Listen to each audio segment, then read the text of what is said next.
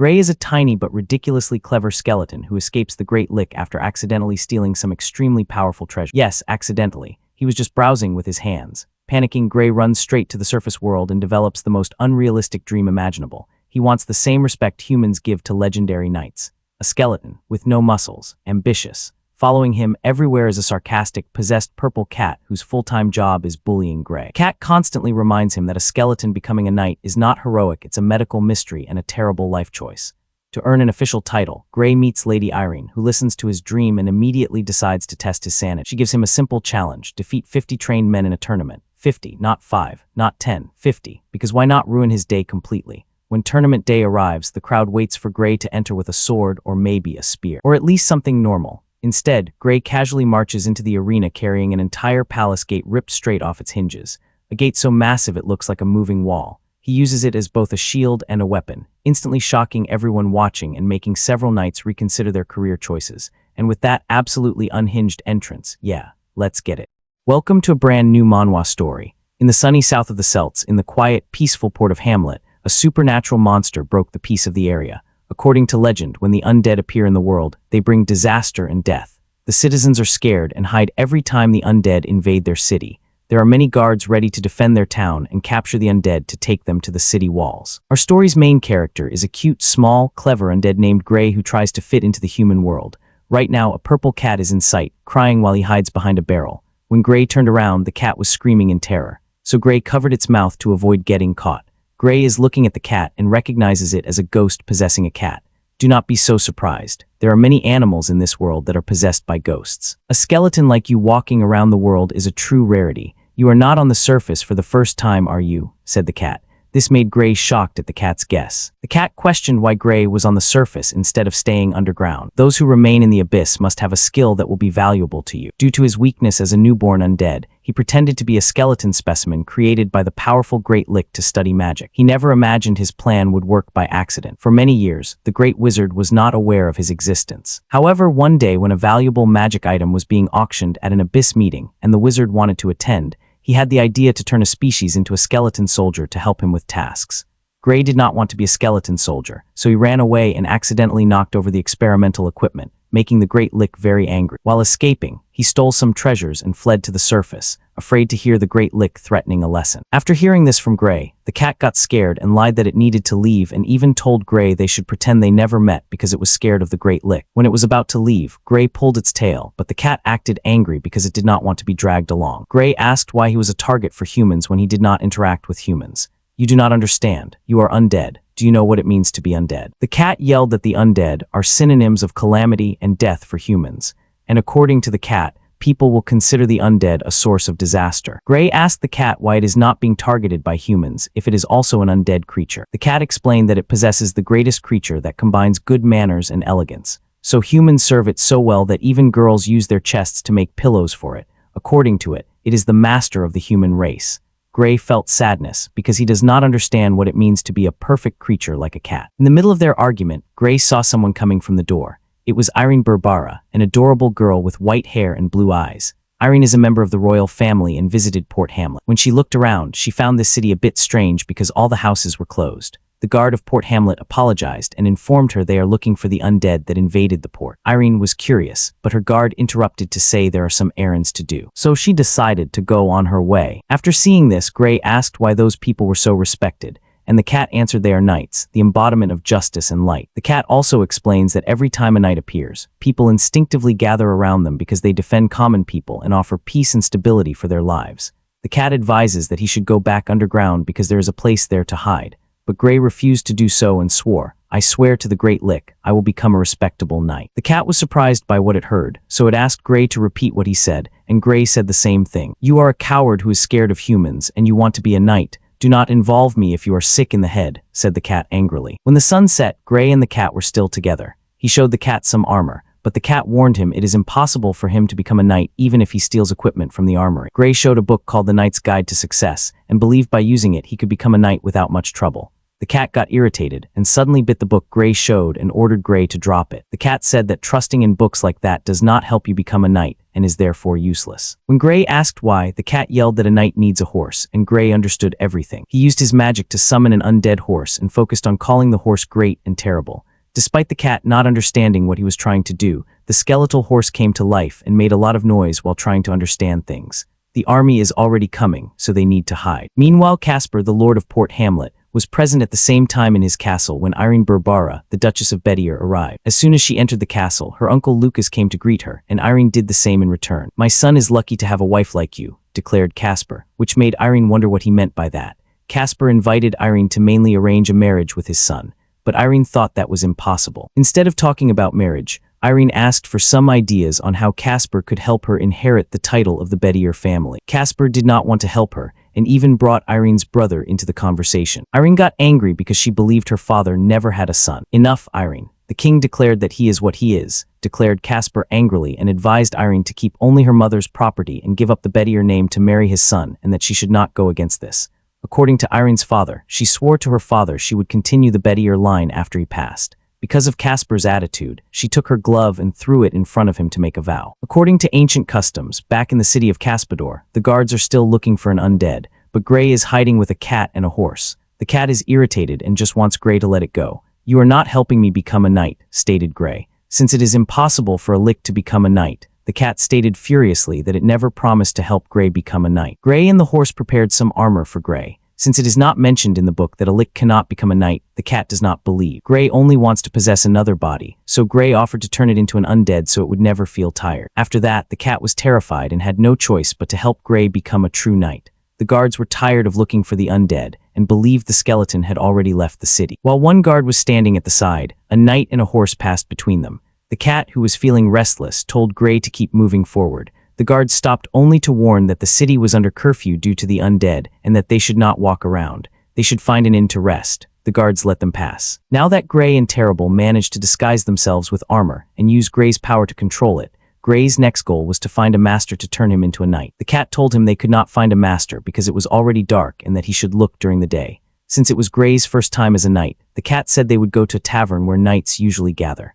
Meanwhile, in the middle of the night, Irene was thinking about what happened at the castle. The night Horace told her she needed to rest because she would have a duel the next day, but Irene kept thinking and asked if her decision was too impulsive. Horace could not understand why Irene would agree to such a harsh condition, and Irene said Casper would only agree under those conditions. Horace got furious and informed Irene that they could kick her out of Port Hamlet. According to Irene, the moment the king wanted to illegally take the territory of the Bedier family, they had no choice but to ask for Casper's troops to support them. Also, Horace stated that Casper had ordered a turn-based conflict between his knights and theirs, and they only brought 20 knights, so there was no way to win by fighting numbers. And Irene ordered them to hire people from a renowned mercenary group near Port Hamlet, and that they could succeed if they adopted strategies and used their advantages to exploit weaknesses.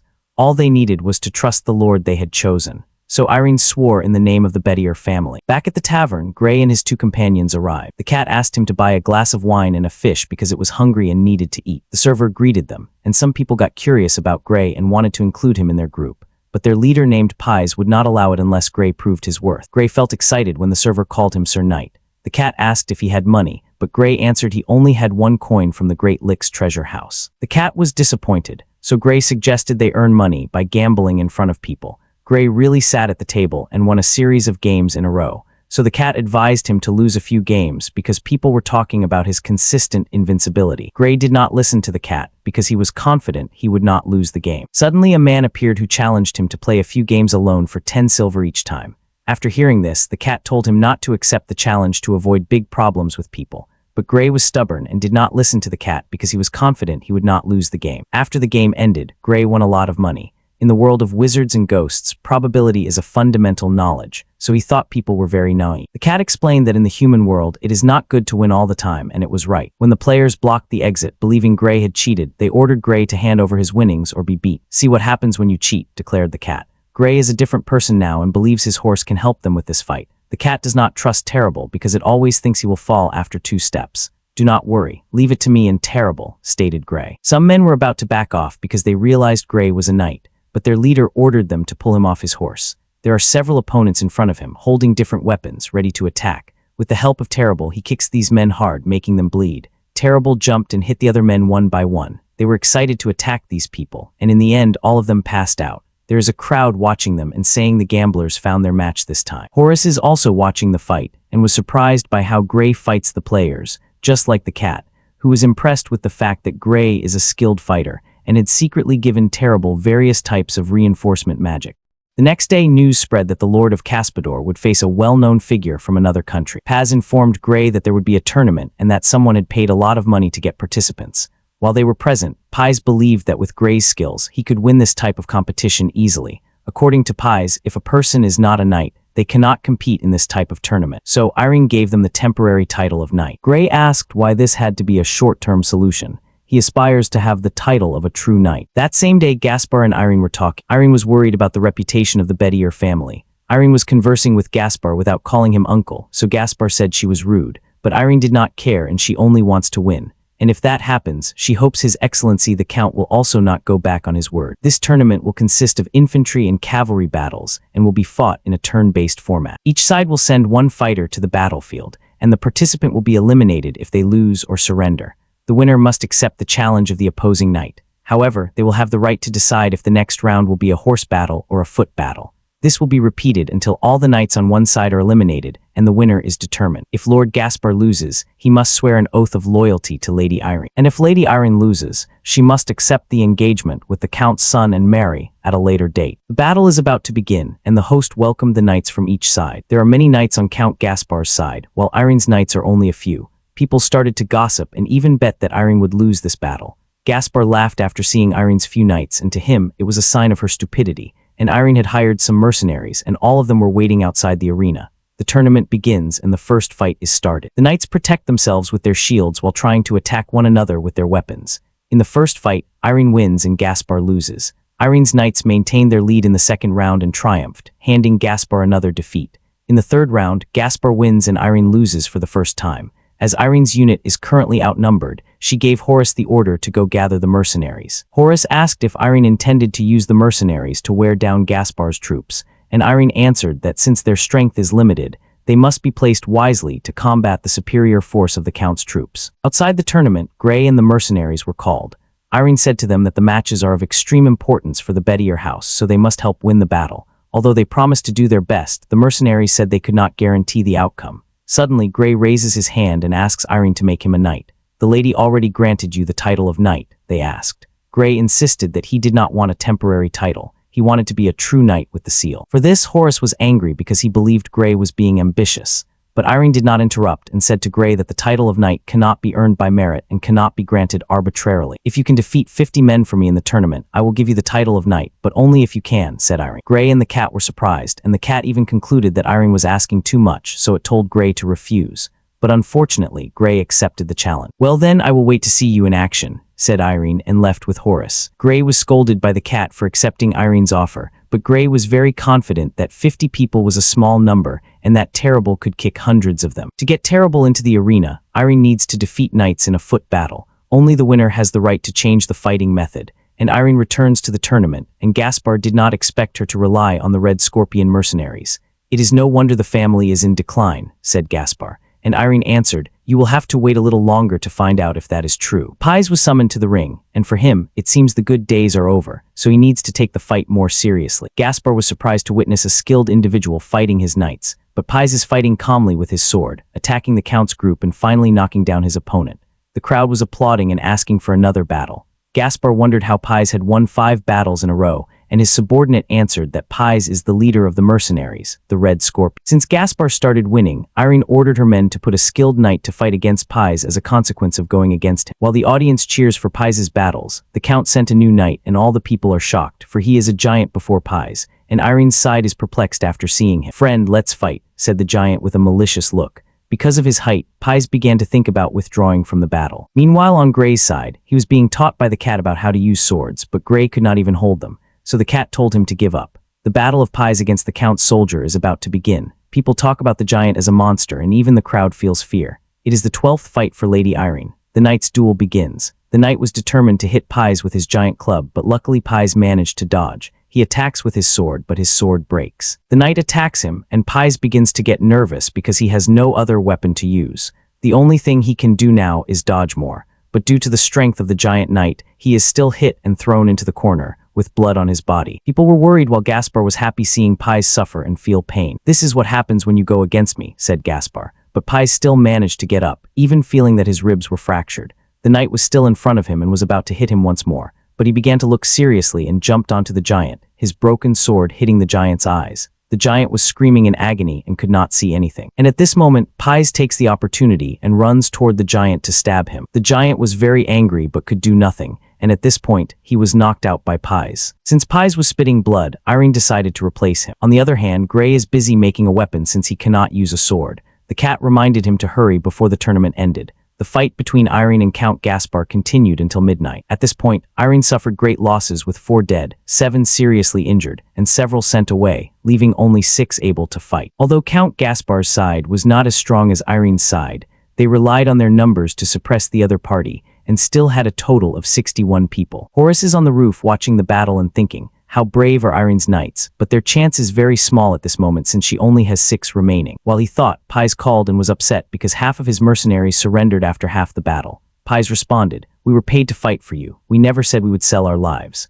Horace can do nothing but calm down and ask for Gray, but he does not know where he is and merely answers that Gray must be feeding his cat. At this moment, Count Gaspar's team wins again, and only 5 people remain on Lady Irene's side. For now, Horace decided to fight the Count's troops. And when he was about to walk to the location, he heard a sound behind him. When he turned around, he saw a giant gate being carried by Gray. People were shocked and had no idea what was happening. Gray continued to carry the giant gate and asked how many people were on Gaspar's side. Both Gaspar and Lady Irene were perplexed, and Irene trusted in Gray this time. "Hey uncle, how about Gaspar's side?" asked Gray. Horace then informed him that they still had over 50 knights, so he now could go fight. Gray nodded and was now ready to go straight to the ring with his giant gate. When he placed the gate in front of the opponent, it seemed like there was a big explosion and the opponent was thrown far away. Gray climbed to the top of the giant gate and stood there while saying, "I am ready, let's start the fight." The opponent was speechless and immediately surrendered before Gray. For the next fight, the Count's troops still surrendered and were afraid that they could be defeated because of Gray. Count Gaspar interrupted and said, "How dare you demolish the gate of the Count's palace and use it as a weapon? What a shame. I will never tolerate this." All the people also realized it was the gate of Count Gaspar's palace. Gaspar is now trembling with anger, and his subordinate says that his knights would rather lose their titles than fight, so he suggests changing the competition mode to a cavalry battle. Gaspar agrees with this because it is the only chance he has to win the tournament. Gray is very bored at this moment because no one wants to fight him. Gaspar calls him and says he wants to see Gray's skills in a cavalry battle. Gray is confused, and Gaspar is interrupted by Irene, who says that according to the tournament regulations, the winner chooses how the next fight will be. Gaspar added that if she refused to participate in the horse battle, his men would not fight, and the competition would continue without them. And Irene is now afraid that she can do nothing. "Brave knight, are you willing to accept the request for a horse battle?" he said. Gray would accept the horse battle if Gaspar sent all his knights at once to fight him. After hearing this from Gray, Irene was surprised. Gaspar asked if Gray really meant that all the rest of his men would fight together against him alone. And Gray confirmed, "If these guys stop running away in the middle of the fight, I will not have 50 people defeated," Gray shouted. Horace warned him, but Gaspar accepted the agreement. At the moment, Horace does not trust Gray and wanted to stop the fight, and Irene called Gray by name and said, "You are making such a request with full confidence." And Gray answered, "Exactly, I will bring your victory." Because of Gray's declaration, Irene lets him show his bravery and trusts him with all her heart. Gray stood on top of the gate, nodding with the cat on the roof, then went toward Terrible, and he successfully rode on Terrible. Gaspar immediately ordered all his knights to enter the arena, and his subordinate followed his order and told all his knights to prepare for battle. Several knights are coming on their horses and leaving their formation in front of Gray. Since there is only one opponent on the opposite side, the Count's warriors are certain they will win the tournament. They began to attack Gray, but Terrible used his head to stop them. Gray pulled a sword, but the adversary did not know he has no skill to use it, so he attacks Gray with all his strength. Gray just deflects the blow, which leaves his opponent angry. Gray trusts Terrible to take care of all these troops with just one hoof. This moment, the knights are very irritated, and Terrible asked what they would do since swords do not work. "Since swords do not work, let's use the ancient method." And Gray uses his magic. A magic circle makes Terrible feel stronger because of Gray's magic. The troops are running toward them while Terrible runs with incredible speed. The Count's knights were taken out one by one, and no one can stop Gray. They now think Gray is very skilled at riding horses, so their plan is to stab Terrible. But because of the magic, swords cannot hit him. While most opponents were knocked down, Gray, Terrible, and the cat were fighting happily against them. The opponent was afraid of Gray and thought he was not human but a monster. Gaspar was surprised to see all his troops defeated and even thought Gray was cheating. Horace was happy to see Gray end the battle with success, and Irene handed the sword back to Gray. Gray reminded Irene that he had already defeated 50 people in the tournament. As promised, he should be granted the title of knight. Of course, I will fulfill my promise and confer the title of knight with the seal, declared Irene. In the spring of the sacred calendar year 10,753, in the territory of the kingdom of Isaac, in the south of the continent of the Celts,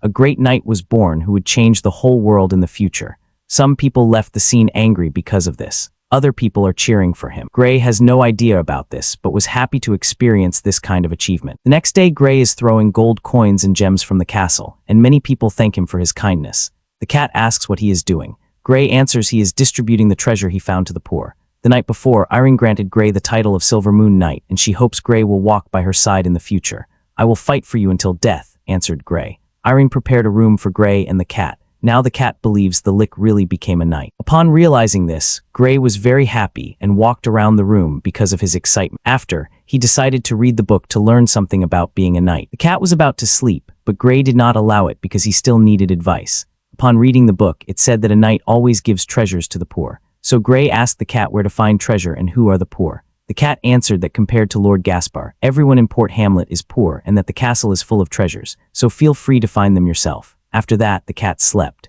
And so, Gray stole the treasure from Count Gaspar and gave it all to the poor. On the other side, in Irene's temporary office, Robert and Horace entered the room to ask if she will really trust Gray. You must have witnessed his aura, and I need his strength, answered Irene. Robert insisted that Gray is not trustworthy since they do not know his past, and he did not even bother to take off his helmet during the oath ceremony. But Irene still has much confidence in Gray, and told Robert not to speak about him in the future. Next, a knight entered Irene's room and delivered the message that the Silver Moon Knight, who is Gray, stole Gaspar's treasure and threw it from the castle tower. After hearing the news, Irene was shocked and disappointed with what Gray did. Irene never considered herself a competent lady. She was trained by her father and told that if she fell easily, there would be no way to become the next great duchess of the family. However, there was one quality she had not realized. She is very good at pretending. While Irene is on her way to Gray, Gaspar is already at the castle tower in front of Gray, scolding him for looting the castle's treasure. Gray said he was giving the wealth he found to the poor, as all knights do. But Gaspar got very angry because it was his own treasure and called Gray a despicable thief. Since Gray is a naive lick, he did not know that this treasure belonged to an owner, and even told Gaspar he did not know since there was no name written on it. Irene and her knights heard Gaspar scolding Gray, so Robert told her they should stop Gray before the problem gets too big. Besides pretending, Irene has another essential characteristic to be a lady, which is incredible insight. At an opportune moment, Gaspar ordered Gray to call his master, but Irene was already behind him. What a surprise, uncle. Gaspar asked to see me. And Irene believes Gaspar is avoiding her because he does not want to fulfill his promise. Gray immediately greeted his master, and Irene also greeted him. Irene approached Gaspar and whispered that if he refuses to fulfill his promise, she has the right to strip him of his title immediately. Gaspar was shocked and thought Irene was the person who sent Gray to attack his treasure, but Irene told him she knew nothing about it but is willing to compensate for the damages Gray caused. After all, I am not like certain people. I am very credible, stated Irene, which left Gaspar irritated, and he threw the scroll before leaving the tower. Gray asked Irene if he had done something wrong, and Irene said to him that he had done very well. And Irene was glad she had not forgotten that she did not have the right to strip him of his title before becoming the great duchess. And she was grateful for the pressure Gray put on Gaspar. At this moment, she also told Gray that stealing other people's wealth is wrong, and if it happens again, his pay will be withheld in retaliation. Since Irene got the scroll, they no longer need to stay in the port village. So she told Gray to pack his things because they need to go to White City by tomorrow. The cat is speechless and thinks only a master like Irene is a little trustworthy to accept a lunatic knight like Gray, but he was happy to see Gray slowly achieving his dream. The next day, while Irene and Gray were preparing to leave Port Hamlet, regular soldiers appeared in front of them. When Gray asked why there were so many knights present who did not participate in the tournament, the cat answered that they were just normal soldiers, and only knights could participate in the battle. The cat noticed there is another group of thousands of people that Gaspar hired, so he feels horrible things are about to happen. When night falls, a soldier looks for Gray, and when he appears, the soldier informs that Irene ordered him to visit her tent, and Irene ordered Horace to go with all the troops to deliver letters to create an opportunity where they would force more lords to join their camp, and she needs Gray to spread the word since he is the only one she considers trustworthy. Horace does not accept her order because he is afraid that only Gray will be on her side. If no one does something against me, you have the power to stop him, asked Irene, which left Horace and Robert speechless. Gray arrives at Irene's tent and enters. These two men stare, then Gray immediately asks what is wrong. Horace grabs his arm suddenly and says, "Gray, I'm counting on you for the lady's safety." After that, Horace and Robert leave the camp. But Gray does not exactly know what Horace meant, so he decides to ask Irene, but he does not know what to say. Irene feels Gray is nervous, but he said he was not nervous, just did not know what to do. "To simplify, you only need to stay here and take down anyone who tries to attack me," said Irene. And because of this, Gray understands everything. And Irene found it strange why Gray refused to take off his helmet and did not know the knight's oath. She began to think that Gray was not human. "What are you talking about? Of course I am a knight born and raised in this country," said Gray while his eyes widened drastically. They are talking in the tent about Gray's identity, while the cat listens and suddenly notices someone flying in the sky. And Irene informed Gray that she was not doubting him. "The moment you swore loyalty to me, you have been my knight. I will pay for who you are and make sure you are not abused for all of this," said Irene, making Gray shed tears of happiness, and he promised Irene he would be loyal no matter what happens. After that, Irene told Gray he should be ready since it was almost time to receive the guest. And Gray got confused, and suddenly someone entered Irene's tent. The Crows are a group of assassins based in the southern part of the Kingdom of Isaac. As long as people are willing to pay, they execute anyone from royalty to the weakest elderly.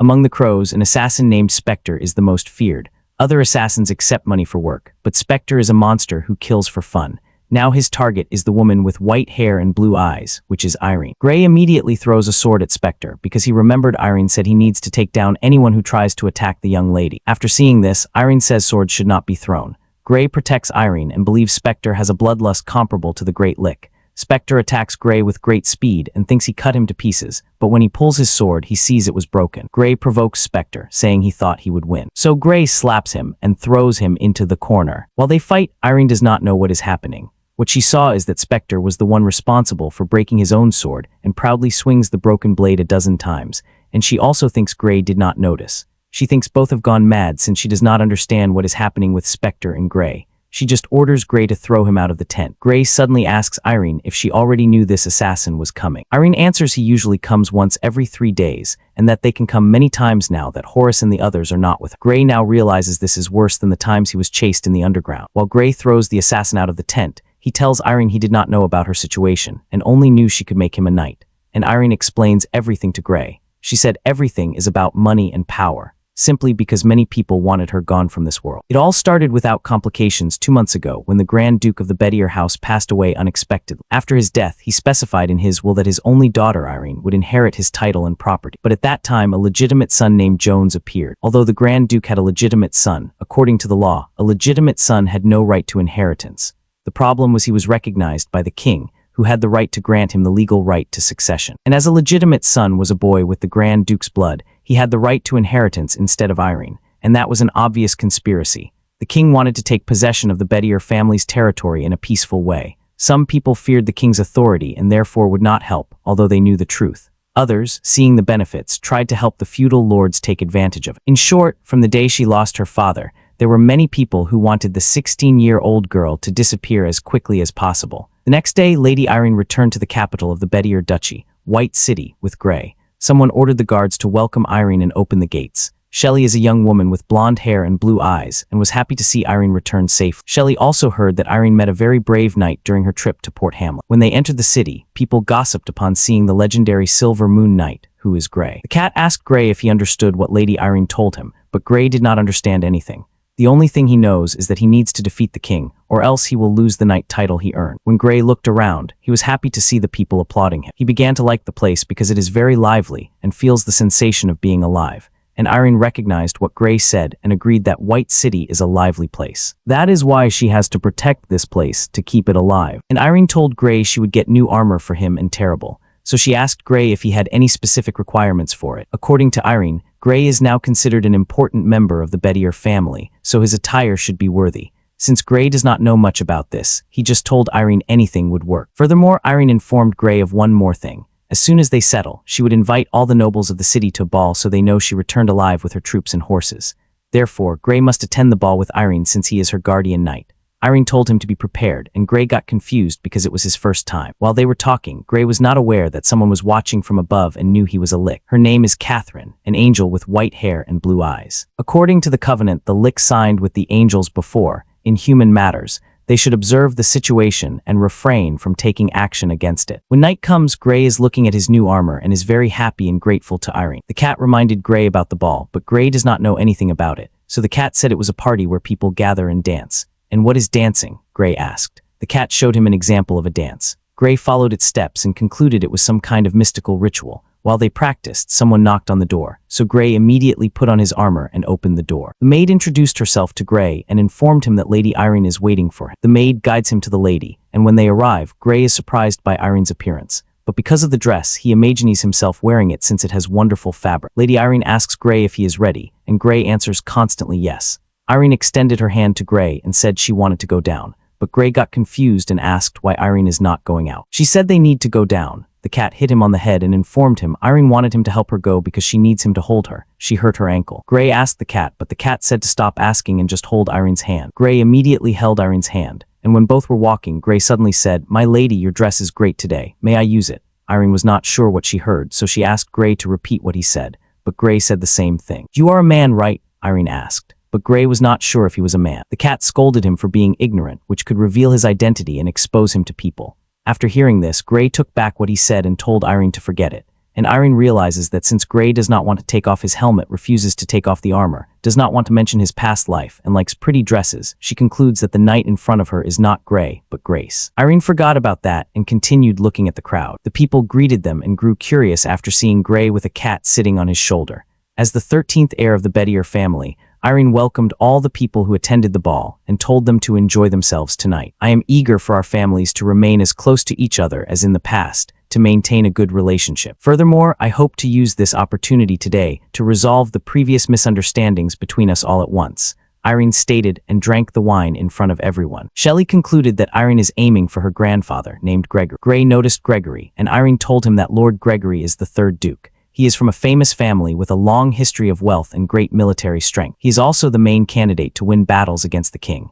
Irene also informed Gray that Gregory refused her request, but since Gregory is present at the ball, she believes there is still a chance for her. She walked toward Gregory and greeted him. Gregory did the same and invited her to dance. Gray was about to go with Irene, but Shelley interrupted and said he could not follow Irene onto the dance floor. Shelley concluded that Gray wanted to dance, so she invited him to dance with her instead of waiting for Irene. Gray was intrigued once again after seeing Shelley extend her hand and thought that Shelley might also have a fractured ankle. The cat informed him that she did not have a fractured ankle, but for the sake of the great lord, he asked Gray to maintain physical distance. Shelley cries suddenly because she feels humiliated. As the cat believed this woman was an expert, he told Gray to stop her from acting badly to avoid problems. Gray has no idea what to do, so the cat told him to tell Shelley that she is the most beautiful woman in the world. Gray does not want to lie. To him, Irene is the most beautiful woman in the world, but the cat forced him to do it. Gray followed the cat's advice and knelt in front of Shelley, saying she was the most beautiful woman in the world. Shelley was moved upon hearing this from Gray and immediately invited him to dance. Gray said he would be honored. Shelley was happy dancing with Gray, and her real plan is to see what Gray really looks like without his helmet. While they dance, Shelley complains because Gray does not know how to dance and always steps on her foot. Gray apologized. Shelley informed him it is his first time. Shelley says it is all right and that it is actually her first time dancing with a man in armor, and he was stepping on her like crazy. Shelley stated since the two are not good at dancing, that Gray should lead since he is the man. Gray asked again if he was really a man, but just liked dancing along with Shelley. Meanwhile, Irene and Gregory are watching them, and Gregory wondered why Gray is still wearing armor at the ball. Irene informed him it was his habit. She also opened up about her previous request and asked Gregory to reconsider carefully. Gregory said to her, "I do not refute the talent you have shown as a lord in the last 2 months. You are very good, but it is not enough," said Gregory. He also informed Irene that his family's motto is to only support those who are destined to win, and that is the reason they have survived for thousands of years. Back to Shelley and Gray. Shelley invited Gray to leave the corridor and join her for a walk. While they are outside, Shelley takes off her sandals and says she cannot go back to dancing with a swollen foot. Gray apologizes again. Shelley asked him to look for some medicine to apply to her feet. The cat believes Shelley is flirting and wants to make love with Gray to reproduce and trap him completely. Gray does not understand what the cat said, and all he knew was that he needed to help her foot. So he immediately knelt in front of Shelley and used holy healing. Shelley witnessed Gray's magic to cure her foot. Suddenly, there is a young man named Maffio who saw Gray holding Shelley's foot and got furious with Gray for holding a lady's foot with his hands. He stated that all knights of the Bedier family are shameful. "I will challenge you to a duel immediately." Gray accepts his challenge without any hesitation. The cat gets irritated and reminds Gray that the family of the girl in front of them is the one Lady Irene is trying to win over, and they will have a political problem if he fights someone over her. The cat ordered Gray to explain everything to Mafio and that Shelley would testify for Gray's honor. But suddenly, Shelley expressed her feelings, happy that there are two men fighting over her. From above, the angel Catherine was still following Gray, and she is impressed that an undead can use divine magic. Irene heard the noise from outside, and her guard told her that Gray might have insulted Lady Shelley of the Gregory family. Irene thinks it might be a coincidence this time, so she immediately goes out to explain why Gray touched Lady Shelley. There are some people around them, but Gray cannot answer anything because he does not understand what Mafio is talking about. Since Gray cannot answer, Mafio just asked Shelley to explain what Gray did to her. Shelley informed him that Gray merely healed her injured foot, and she was impressed since it left no scratch. Mafio is trying to defend Gray, and also stated that there is no medicine in the world that can cure a person instantly without leaving a scar. People started to gossip that Gray harassed Lady Shelley, and Gray was still confused because of his ignorance. He had no idea about most of the words people were using and began to get scared. So the cat forced him to explain, or else he would lose his reputation and suffer a social death. When Irene arrived, Gray told her that everyone is talking about something he does not understand. Lady Irene, you arrived just in time. The behavior of the Silver Moon Knight is unacceptable, stated Mafio, and Irene asked them what happened. After hearing this, Gregory was angry. So Irene told him to calm down and listen first to what the people involved had to say. She asked Gray first, and Gray told her that he stepped on Shelley's foot at the ball and hurt her, so he helped Shelley heal a little. Next, Irene asked Shelley, and since Shelley had no idea how to explain, she just told Gray to use it again, only this time in front of everyone. Gray got confused, so Shelley said he should show again what instantly cured her. Gray tried to use his holy healing magic, but it did not work a second time. So he apologizes for not being able to use it twice in a short period. His hand was immediately burned after using divine magic and will take several days to recover. If his other hand is also burned, he will not be able to control the armor. Because of what happened, Gregory told Irene that before she asks for his help, she needs to keep her men under control. She apologizes, but she still trusts Gray and says she will investigate this matter and find out who is really lying. Gregory was still angry and told her to stay out of Gregory family affairs. The next morning, people are coming to White City, and according to Horace, it is Count Felder who came to her aid with his army. Now that the military of the 3 counties of the Bedier Duchy have gathered in White City, Horace concludes the situation is turning in their favor. Irene ends up thinking it is too much of a coincidence that Felder Eduardo II arrived a day after her. She welcomed Felder, and Irene noticed someone inside the carriage. Felder stated it was his son, little Timmy. He is not well, and the doctor said he cannot get sunlight, which is why the carriage is covered with a black cloth. Felder also stated that if civil war really begins, it might be dangerous to leave him. Irene asked for Felder's approval for the night. Felder informed Timmy that Irene of the Bedier family wanted to see him. Timmy introduced himself and greeted Irene, and she told Felder that Timmy is a cute child. After a while, Irene enters her base and discusses with Robert and Horace about Felder helping them. Horace feels something is bothering Irene, and Irene just stated that the timing of Felder's appearance is too much of a coincidence. Furthermore, his son little Timmy was very cute but nothing like Felder since his hair is white. While Felder was at the castle, someone came suddenly and asked for another chance from Felder.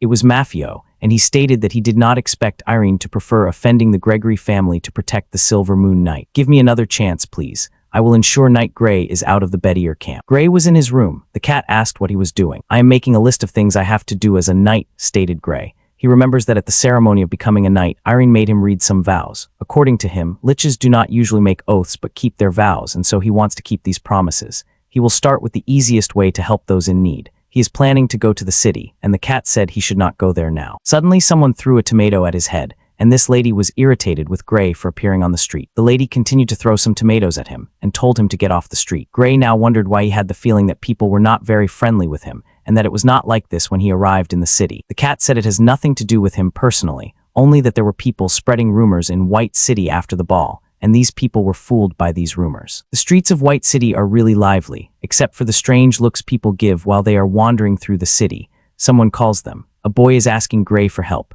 Please help me, Silver Moon Knight, said the little boy while kneeling to Gray. After hearing this, Gray was happy and realized it was his time to shine. Do not worry. Whatever your problem is, I will take care of it, said Gray. The little boy told Gray that his sister was kidnapped by bandits, and they demanded the boy bring Gray to them. The cat warns it is an obvious conspiracy, but Gray does not care because the boy asked for his help and he wanted to help instead of sitting and doing nothing. Some boys were making fun of Gray, who was going to where they are. The child said, I already brought him to you, so you should let my sister go. The boys suddenly throw his sister at Terrible. These boys go get their weapons, and the boy gets sad but suddenly yells to tell everyone that the knight of the Bedier family captured someone. The girl also yelled for help, and Gray began to panic because he had no idea what was happening. All the people began to come and humiliate Gray. He was forced to get off the horse but succeeded because he believed he did nothing wrong. The little girl was still acting to show everyone she was touched by Gray. The boy who asked Gray for help cornered him to appear as a bad knight in front of the people, and they have a master who paid a lot of money. Suddenly, while he was fleeing, he was held by the guard by order of Shelley, and she asks who they are. And the people had a sign hung around his neck stating he was an evil knight. They tied Gray's hands and took him to the castle to report the incident to Lady Irene. Suddenly, Shelley came and blocked their path. A man asked about the rumors from the ball that circulated in the city and also added that Gray was harassing the little girl. Shelley asked for the presence of the girl who said she was touched by Gray. A lady brings the girl in front of Shelley, and Shelley immediately walks toward her. At this moment, the child is still acting badly. Shelley pulls off her hood, where they can witness the child is not a girl but a boy. The people were shocked. Shelley told them they were fooled by these children. She ordered the other children brought, and the crowd noticed that one of these children is the one who yelled for help. Shelley explained these children are just victims of rumors and taught a trick. The crowd is now claiming they blamed the wrong person. She ordered Gray untied and reminded everyone that when Lady Irene gave Gray the title of Silver Moon Knight, she also gave him a barony and a part of the fief. In other words, the people insulted the honor of a baron for no reason. As a baron, he has the right to sanction all of them. After hearing this, Gray told them he would sanction everyone. The people asked for forgiveness, but Gray stated that forgiveness is not something the superiors can just talk about. They must pay for it. He changed the message written on the sign and told the people to take the sign and walk, then he would forgive everyone. Shelley laughed at Gray, and the people were happy Gray could still forgive them after what happened. On the other side, Felder and Irene are watching. "Is this what happens when you give someone another chance?" questioned Felder. Gray thanks Shelley for helping him resolve the misunderstanding with the people, and Shelley said she only intended to return the favor. Shelley informed him that the person who framed him was the young master of the internal Bedier camp, the one who was after him the night of the ball, and he should warn Irene about it. Shelley also stated she is afraid of Mafio's purpose, which might be to alienate Gray and Irene, so it is better to investigate the past. The cat still feels something suspicious, so he told Gray to ask why Shelley is telling him all this information. If Shelley gets too close to Gray, she might drag Gregory into the war, but because she finds Gray funny, she told him everything. They were about to part, but Mafio suddenly pulled Shelley. Her guards cannot do anything because Mafio threatens them, saying he will execute Lady Shelley as soon as they approach. Mafio obviously did this to not involve her in this war. He was abandoned by Lord Felder because he failed the mission given to him, and now Mafio was angry with Shelley for helping Gray resolve the people's hatred. Even if he failed to create discord, if he could just eliminate Gray, Felder would definitely be happy. He hears Gray say he will let him go once Gray tears off an arm and a leg. Since Gray is not Shelley's subordinate, she thought Gray could not do this for her. Mafio laughed maliciously, and Gray began to think while looking directly at Shelley. He stated, "All right, I agree to this condition," and tears off his arm in front of everyone. "I hope you keep your word," said Gray. The guards were shocked, and Mafio really did not believe what he saw. Gray then throws the empty armor at Mafio, making him lose his balance. While Shelley examines the damaged armor, she comes to the conclusion that it is just empty, and that Gray made up the story that he pulled his arm back into the armor to make it more realistic. Mafio then warned Shelley that the moment would come when she would cry uncontrollably while holding her grandfather's corpse. Since the Gregory mansion is very well located, and there is no one near the locality, they easily sneak in, which means they have plenty of time to talk with Gregory before anyone discovers them. Gregory believes these people are not here to eliminate, and because of his confidence, the chief tried to throw a knife at his head and ordered him to write a letter to his fief immediately, asking them to send troops to support the Bedier family against the king. "Support the Bedier family, but you are not Irene's men," said Gregory. And these people do not want to reveal their true identity, so Gregory refused to write the letter. The man began to get irritated and shouted at Gregory that he had no option to refuse, and that if he did not write a letter, everyone in the mansion would be executed. If they execute Gregory, they will not receive his letter or seal, and after his death, his son will inherit his title according to the will. It is a rule that was approved by the archbishop, and not even the king can interfere with. Gregory knows that Felder is the one who sent all these men to kidnap, and they were shocked at how Gregory knew this. In the study hall of Bedier Castle, they are talking, and someone interrupts to inform them that there is a messenger from Count Felder outside the castle. So Felder asks to be excused from Lady Irene, and Irene began to doubt. Then she ordered Robert to send a message to Horace to follow Felder's messenger with some men. Felder's messenger sends the information that Gregory deduced it was he who ordered his kidnapping. Felder tells his messenger to go back and inform them to continue as instructed. For him, as long as his objective is fulfilled, there is no doubt Gregory will not say anything. After that, Felder returned to Irene, and she asked what happened. "Nothing happened. It is just a trivial matter in the fief, nothing important," answered Felder. She says that White City is under martial law, and without Irene's order, it is forbidden to open the city gates at night. So she asked Felder how his messenger from his fief entered White City. Because of Irene's question, Felder was intrigued. At Gregory's house, Felder's men are still waiting for the messenger with a response. When they look out the window, they notice it is not the messenger who arrived, but Shelley. She and the cat are already outside the mansion, and upon entering, she wondered why the corridor was dark and there was not even candlelight. Shelley is thinking that the maids recruited in White City are not trustworthy, so they should be discarded. While she walked through the corridor, she did not notice there was someone behind her, and a man pulls Shelley suddenly and covers her mouth with a cloth. They take Shelley in front of Gregory and threaten him, saying they will kill her if he still refuses to write a letter. Gregory is furious and wants to hit them, but can do nothing because his hands are tied. The man touched Shelley and teased Gregory, saying he could do nothing about it. He removes the cloth from her mouth and orders her to say some words, but what Shelley did was laugh at the man while saying his threats are very idiotic. I think you have not managed to threat anyone until now. After hearing this from Shelley, the man got furious and hit Shelley hard, making her bleed and fall. He stands in front of Shelley while stating he will try his cheap threats regardless of whether they work or not. Shelley challenges him, and the man laughs but does not realize the cat is already behind him. The cat jumped in his direction and left a scratch on his face. The cat is carrying Gray's amulet and shouted, "Gray, I will leave this to you." There was a spell being cast, and everyone wondered what was happening. A few minutes ago, Gray accompanied Shelley to Gregory's mansion, and the two knew something was wrong because it was too dark inside the mansion. Gray suggested they go in and save Shelley's grandfather, but she refused because there are several rooms in that mansion, and if they cannot determine the exact location of her grandfather, they will be in a situation of being intimidated because of the hostages.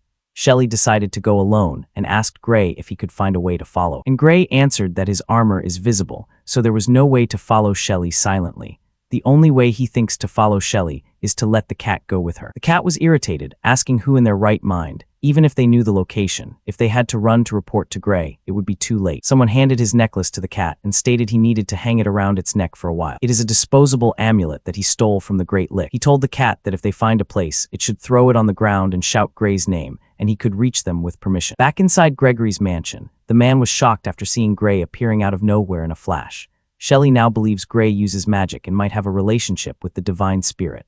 In the end, all sins will be cleansed and all souls will light up. There is no space for a single shadow in every corner where the sun shines. When Gray appears completely in front of them, he declared, "I am Gray, the Silver Moon Knight. I hereby sanction you in the name of the Holy Spirit." The angel Catherine is above the mansion and feels that a messenger of the Holy Spirit usually passes through this path. The men know the guy in front of them is the Silver Moon Knight who has been in the spotlight. The chief was confident that Gray is alone, and even if he is skilled, he cannot win the fight. They were about to take down Gray using their swords, but Gray used magic to block all the attacks and got closer to them. His armor is also a great help. He delivered a strong magic, making them fly far away. The adversaries, despite the pain they suffer, still do not give up the fight against Gray, but Gray is very confident he will defeat them. And when the opponent tried to attack him, Gray blocked using his armor, making the man's hand deform. Gray then launches a chain magic that traps all the opponents, and in the end, they failed in the mission ordered by Felder and are now totally injured. Gregory and Shelley are now safe, and Gregory is looking at Gray, thinking about how he appeared suddenly and used the chains that emitted light. No matter how Gregory looked at it, he knew it was definitely magic.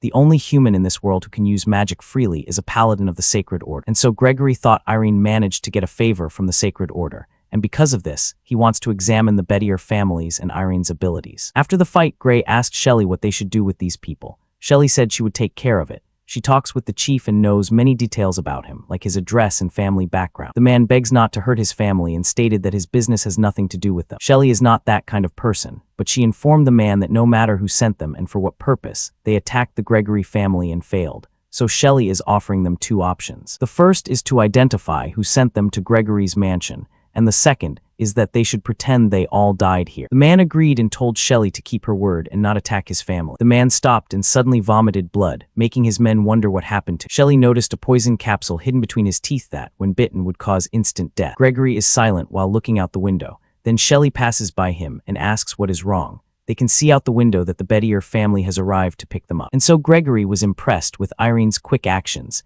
and concluded that Irene ordered her men to follow Felder's messenger. Back in the study hall of Bettier Castle, Irene is still investigating Felder, but he does not say anything about how his messenger entered White City without Irene's permission. According to Irene, she does not remember allowing Felder's messenger, and the only thing she remembers is thanking Felder for his guidance. Felder stated that Irene should know the difference between her and her father. According to him, supporting Irene is a huge risk, and that is why she should be grateful to him. After the conversation, Irene said she learned a great lesson. Robert and Irene are going to another room. Robert told Irene everything, that after sending a letter of support to the Bettier family, the old count got involved in an accident so the Gregory family would think the Bettier family is the one who really did all those things. Irene finished Robert and told him that attacking Felder now would shake the forces that joined. Furthermore, Robert informs Irene that Gregory is fine with Gray's help and is now in the hall. When Irene entered where Gregory was, she apologized for the delay. Gregory immediately asked if Irene had already discussed things with Felder, but according to her, Felder's explanation was to help her subdue the Gregory family, and that is why she was not able to make a move. At this moment, she is also worried because she concludes Felder might be the king's rat. They are still talking in the middle of the night, and Irene informs Gregory that Felder brought his only son Jimmy, and Jimmy has hair as white as snow, which is unusual since the only ones in the entire kingdom of Isaac with that lineage are the Bettier family. Gregory immediately supposes that Jimmy might be the bastard son the king discovered. Irene could not understand why Felder brought Jimmy to White City, and the only thing she can do is wait and see what happens. Felder in the late night goes to another room. When he entered, he immediately saw Jimmy and apologized to him. Jimmy told him he did not need to be polite because he did not like hearing such things. "Tell me what happened that made you come to me for help," said Jimmy. Felder informed that the Silver Moon Knight sabotaged his plans several times since the beginning in Port Hamlet. Felder also added that Gray is a strange guy, and no one knows where he came from. Gray acts absurdly like a child most of the time, but is also very resilient, indifferent to gossip, and very strong with the courage to face many men. Most importantly, his loyalty to Irene is very problematic. "You want to make the Silver Moon Knight disappear accidentally? I will help you," declared Jimmy, and he released his wings along with many bats around the room. After hearing this, Felder was happy that Jimmy would help this time. Meanwhile, there is an angel who discovered that Jimmy is an underage vampire, and she asked for approval from her superior to get rid of Jimmy but was denied. She can only watch and do nothing. These angels are protecting White City against these divergents. And since they discovered a lick and a vampire, Catherine stated there might be a chance that more and more divergents are gathering in this city in the future. The next day, Irene, Gregory, and Felder talk about how to set up the defensive line. Little Jimmy entered the room while they were talking, and Jimmy, along with Felder, acted like a proud father and son in front of everyone. Jimmy gave an excuse that he has not played with Felder since they arrived in White City, and as expected, Felder said he was busy now, so it was for him to play with another person. Since Jimmy has more intentions for Gray, he stated he wanted to play with the knight in white armor and points at Gray. Later, Jimmy brings a lamp. Gray is wondering why they are going to the castle's underground. "Do not worry, we will arrive soon," said Jimmy to him. When they arrived, Jimmy welcomed Gray and thought no one would bother them in this area. Suddenly, Shelley appeared and said, "This is the dungeon of White City. Why did you bring us to play here?" Jimmy seems devastated after seeing Lady Shelley and said he never invited her to go with them. Since Shelley insisted on including herself in their games, Jimmy can do nothing but let her play with them. Jimmy says the game is called The Brave and the Dragon. Then he told a story that a long time ago, there was an evil dragon living in the dungeon. He kidnapped the white-haired princess who lived in White City, which led to the people's wrath, and eventually the brave man emerged and killed the dragon. Jimmy cast the illusion look, leaving Gray out of it. Jimmy told them that the two are mortal enemies and instructed them to fight against each other, the princess as the brave and Gray as the wicked dragon. "I do not want to be the dragon. Can I be the brave guy instead?" Gray asked, making Jimmy touched, thinking he had managed to hypnotize Gray. Jimmy's magic only works if the opponent's magical ability is less than his. Since he thought Gray was a human, he is wondering why his magic failed with him. Jimmy's plan is to hypnotize Gray, but it worked on the cat instead of Gray. The cat is now hysterically crazy and wants to attack Gray, thinking he is his opponent. Jimmy is wondering what happened with the cat and comes to the conclusion that his magic did not fail, it was just a setback. The cat continues biting Gray's armor, and Gray is now intrigued about why the cat suddenly freaked out. "I am the evil dragon," said the cat while Jimmy wonders. He gets scared upon feeling something on his back. When he turned, it was Shelley holding a brick and saying to Jimmy, "Oh princess, please step back." Jimmy now believes it was Shelley and was successful, and he remembered that when he told the story, he said the princess has white hair, which is why Shelley is calling him princess. "Princess, please stay behind. Your brave hero will destroy the abominable evil dragon for you," stated Shelley. The cat still acted weirdly and wanted Gray to let it go. While Shelley is holding the brick, she hits Gray and Gray starts screaming in pain. When Gray passed out, Shelley invited Jimmy to return to the castle together, but Jimmy was scared and ordered her not to get close to him. That day, it is said that in the depths of the castle's dungeon, the screams of a certain teenager echoed the entire day. That day, Irene ordered the doctors to go to the infirmary and told Gray to explain everything. After the incident, Shelley fell into a coma, and the cat also became unconscious. But Gray did not properly know the reason for this since they were just playing. Robert told Irene the cat seems to have suffered some kind of black magic and requires a priest from the church for treatment. If it was Jimmy who used the black magic, they wonder why Gray was not affected. Then she comes to the conclusion that Gray is a devout believer and has the protection of the Holy Spirit. When night comes, a bat brings food for Jimmy, and this bat suddenly transforms into a little girl.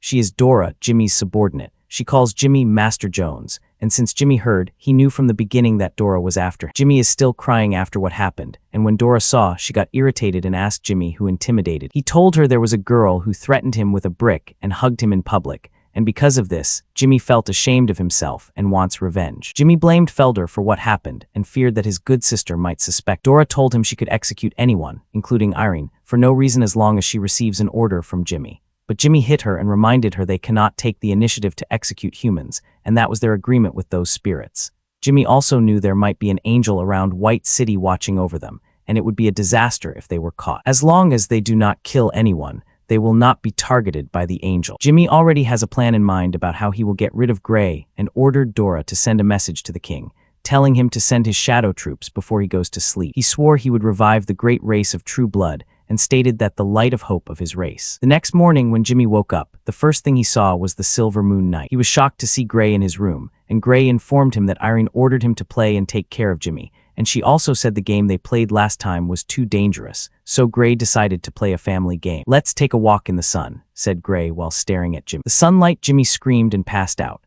The path to the rebirth of the true blood race has a long way to go. Gray calls Jimmy son and apologizes. He did not know Jimmy is afraid of the sun.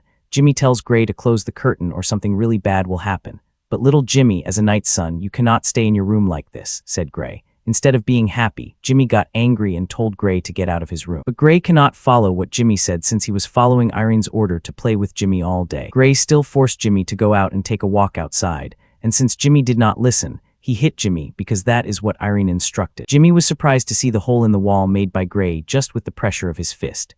Jimmy has no choice but to ride Terrible and leave the castle with Gray. While they are outside, the children who set up the scam saw them and thought Gray would scold them, but Gray just informed them not to always wander these alleys to avoid danger. These children are all orphans adopted by the church, and after White City entered a state of war readiness, the church's finances had problems. Therefore, they were cunning enough to approach Gray for a little money. Instead of punishing them, Gray gave all his belongings to the church. "After knowing everything, we have much respect for you. You are a true knight," said the children, leaving Gray moved. They idolized Gray to the point that when they grow up, they want to be a great knight like Gray. "You really want to be knights?" asked Gray of them, and they answered yes. Because of this, Gray told them they did not need to wait until they grow up. Irene formed an order of knights and let the children follow him. "Let's go to the church and commission them as knights," said Gray. Suddenly, a child asked about the man wearing the armor in front of Gray. Gray introduces Jimmy to them and tells the children that Jimmy is his adopted son. When they arrived at the church, he told the priest he wanted all those boys to be knights and needed the priest to be a witness. The priest concludes that Gray is playing with the children and then tells Gray he can be a witness, but they need to wait a little because there is someone praying inside the church. It is the first time Gray saw someone besides him go to the church during all his time in White City. Gray, along with the children, are doing an oath ceremony inside the church, and Gray told them that for now, they are all trainees and started training the next day. This is the path Gray chose for himself, and he will never regret becoming a knight. Suddenly, the hooded woman speaks with Gray. She introduces herself as the angel Catherine, and Gray feels a strange sensation after seeing her.